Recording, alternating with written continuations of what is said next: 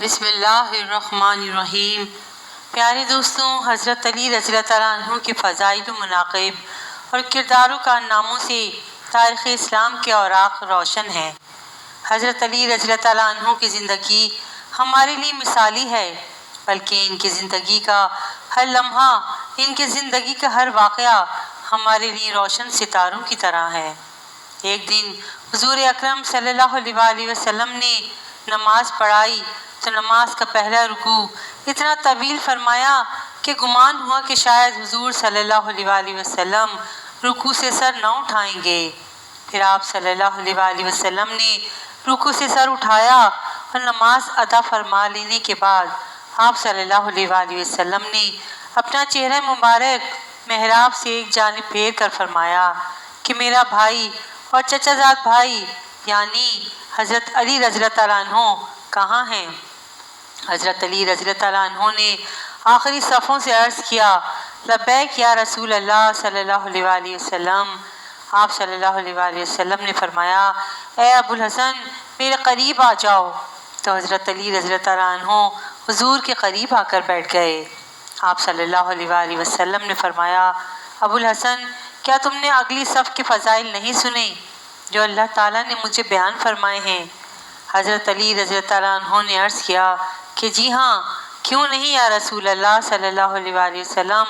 تو رسول اللہ نے ارشاد فرمایا کہ کس چیز نے تمہیں پہلی صف اور تکبیر اولیٰ سے دور کر دیا؟ کیا حسن اور حسین رضی اللہ تعالیٰ عنہ نے تمہیں مشغول کر دیا تھا؟ حضرت علی نے عرض کیا کہ ان بچوں کی محبت اللہ تعالیٰ کی محبت میں کیسے رکاوٹ ڈال سکتی ہے؟ آپ صلی اللہ علیہ وآلہ وسلم نے ارشاد فرمایا، پھر کس چیز نے تمہیں روکے رکھا؟ عرض کیا، جب حضرت بلال رضی اللہ عنہ نے اذان دی تھی اس وقت میں مسجد ہی میں تھا اور 2 رکعت ادا کی تھی۔ پھر جب حضرت بلال رضی اللہ عنہ نے اقامت کہی تو میں آپ صلی اللہ علیہ وآلہ وسلم کے ساتھ تکبیر اولیٰ میں شامل ہوا۔ جب مجھے وضو میں شبہ ہوا تو میں مسجد سے نکل کر حضرت فاطمہ رضی اللہ عنہ کے گھر چلا گیا اور جا کر حسن و حسین رضی اللہ عنہ کو پکارا، مگر کسی نے میری پکار کا جواب نہ دیا تو میری حالت اس عورت کی طرح ہو گئی جس کا بچہ گم ہو جاتا ہے۔ میں پانی تلاش کر رہا تھا کہ مجھے اپنی جانی کی ایک آواز سنائی دی اور رومال سے ڈھکا ہوا سونے کا پیالہ میرے سامنے آ گیا۔ میں نے رومال ہٹایا، اس میں سے دودھ سے زیادہ سفید، شہد سے زیادہ میٹھا اور مکھن سے زیادہ نرم پانی موجود تھا۔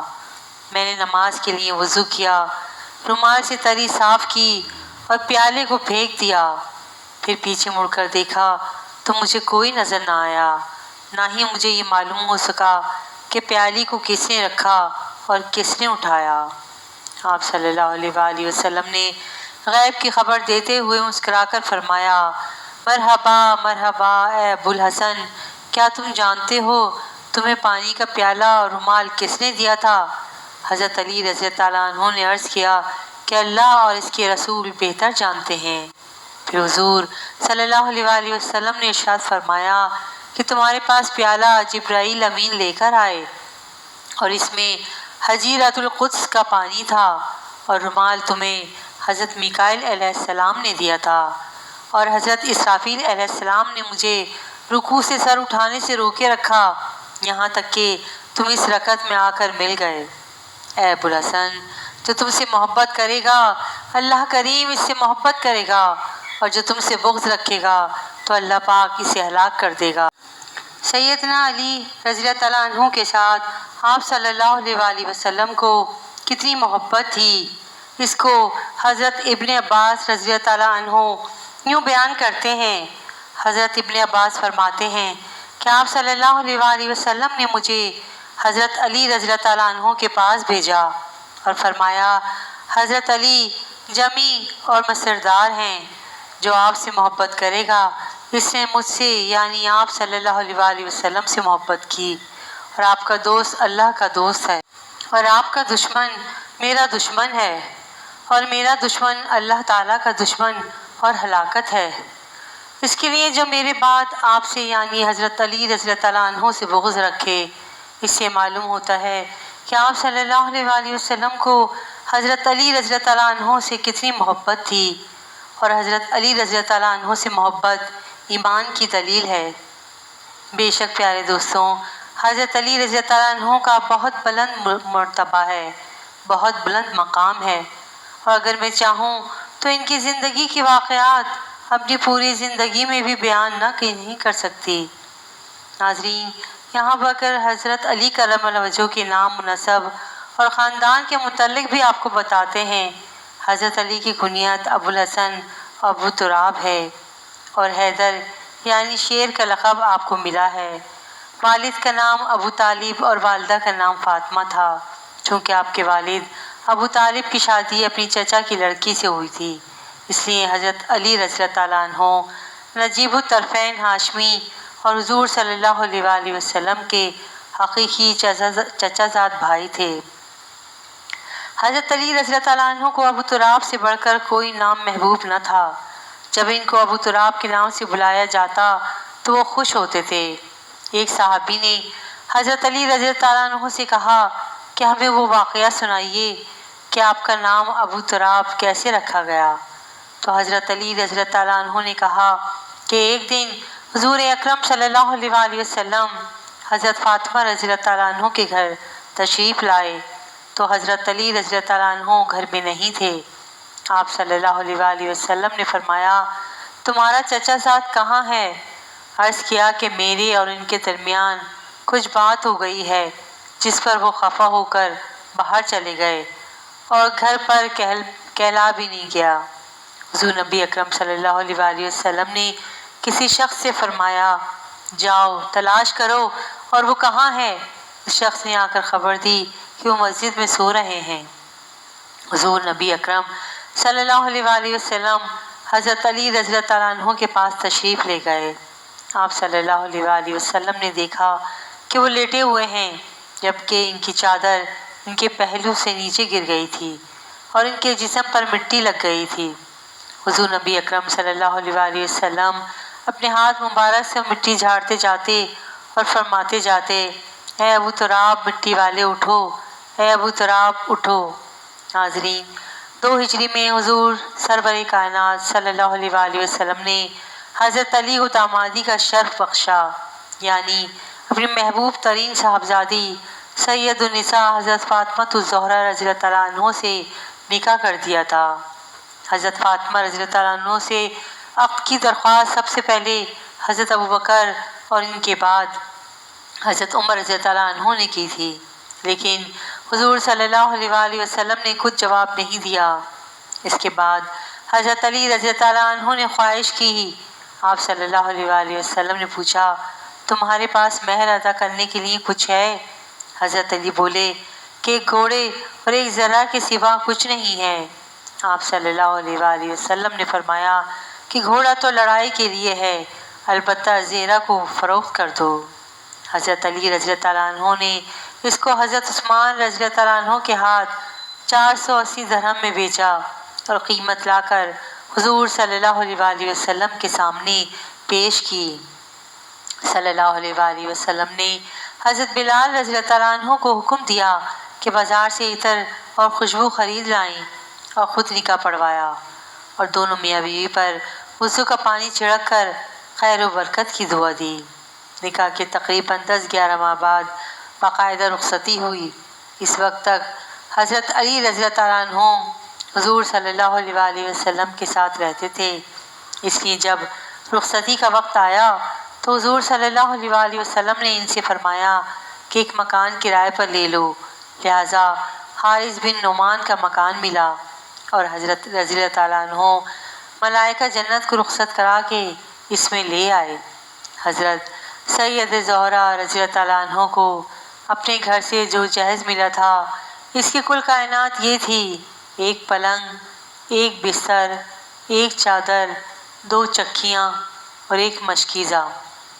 عجیب اتفاق ہے کہ یہی چیزیں حضرت فاطمہ کی زندگی تک ان کی رفیق رہیں، اور حضرت کرم اللہ وجہہ اس میں کوئی اضافہ نہ کر سکے۔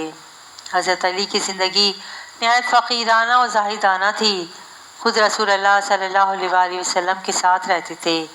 حضرت علی رضی اللہ تعالیٰ عنہ خود فرماتے ہیں کہ نبی صلی اللہ علیہ وآلہ وسلم نے مجھے خود فرمایا ہے تجھ سے وہی محبت کرے گا جو مومن ہوگا اور تجھ سے وہی بغض رکھے گا جو منافق ہوگا۔ ایک بار یہودی نے سوچا کہ حضرت علی رضی اللہ عنہ سے سوال کیا جائے کہ حضرت علی سوچ میں پڑ جائیں۔ یہودی سوچنے لگے کہ ایسا بندہ کہاں سے ملے گا جو حضرت علی سے ایسا سوال کرے۔ یہودیوں نے ایسا بندہ ڈھونڈنا شروع کر دیا۔ ڈھونڈتے ڈھونڈتے کافی عرصے کے بعد ایک ایسے یہودی عالم کے پاس گئے جو 70 سال سے غار میں رہ رہا تھا۔ وہ یہودی انتہائی بوڑھا اور کمزور ہو چکا تھا۔ اس کی اتنی ریاضت تھی کہ وہ غیب کی چیزوں کو بھی دیکھ سکتا تھا۔ وہ یہودی اس یہودی عالم کو لے کر کوفے آ گئے۔ حضرت علی رضی اللہ عنہ مسجد میں تشریف فرما تھے۔ یہودی عالم کو مسجد سے باہر تیار کر کے مسجد کے اندر بھیجا گیا۔ یہودی عالم جب مسجد میں داخل ہوا تو سامنے حضرت علی رضی اللہ عنہ ممبر پر تشریف فرما تھے۔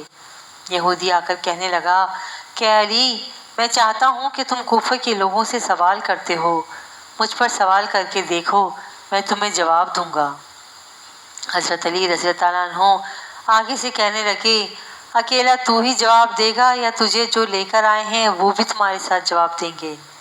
میرا مقابلہ اکیلا تو ہی کرے گا یا جو تجھے لے کر آئے ہیں وہ بھی تیرا ساتھ دیں گے؟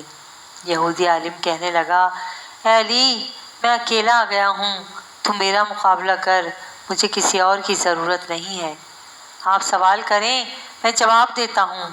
مسجد میں موجود لوگوں نے حضرت علی رضی اللہ عنہ سے عرض کی یا علی رضی اللہ عنہ، آپ سوال کریں۔ اب امیر المومنین حضرت علی رضی اللہ عنہ کے سامنے کوئی نبی کھڑا ہوتا تو شاید علی علم کا بھی باپ ہوتا، لیکن سامنے تو کھڑا تھا ایک جاہل یہودی۔ اچانک حضرت علی رضی اللہ عنہ نے اپنے ہاتھ کو پیچھے کی جانب کر کے اپنی مٹھی بند کر کے اس کے سامنے کر کے کہا بتا میری مٹھی میں کیا ہے؟ یہودی عالم نے ایک لمحے کے لیے اپنی آنکھیں بند کر لیں، آسمانی کتابوں میں غیب کے علم کی مدد سے آسمانوں میں جھانکا، آنکھیں کھولیں اور کہنے لگا کوہ ابو قبیس میں ایک فاختہ نے انڈے دیے ہیں اور ان میں سے ایک انڈا آپ نے اٹھایا۔